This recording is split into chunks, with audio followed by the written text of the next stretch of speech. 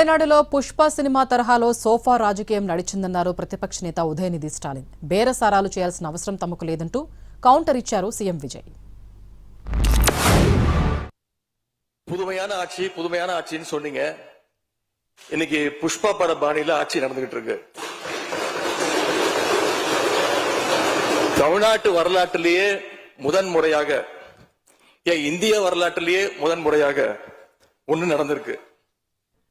என்னன்னா, கட்சி தாவறதுக்கு முன்னாடியே அந்த குரூப் தலைவர் வீட்டுக்கு போய் இவ்வளவு ஓப்பனா அவங்களுக்கு இன்விடேஷன் கொடுத்தத இதுவரைக்கும் இந்தியாவில யாருமே பார்த்தது கிடையாது.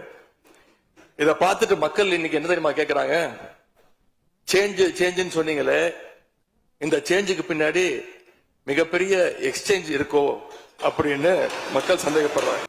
நீங்க கூவத்தூரையும் மிஞ்சுற அளவுக்கு அடிக்கிற கூத்த பார்க்கும் போது இந்த அரசு எத்தனை நாளைக்கு நீடிக்க போகுதுன்னு மக்களுக்கு அந்த சந்தேகம் வர ஆரம்பிச்சிருச்சு. அரசு குதிரை வேகத்தில் செயல்படுகிற அரசே தவிர குதிரை பேரத்தில் ஈடுபடுகிற அரசு இல்லை என்பதை ஆணித்தரமாக தெரிவித்துக் கொள்கிறேன். நம் தமிழ்நாட்டின் முன்னேற்றத்திற்கு உழைத்த தலைவர்கள் வழிகாட்டிய கொள்கைகளிலிருந்து இம்மி அளவு விலகாமல் நிச்சயமாக இந்த ஆட்சி நடைபெறும்.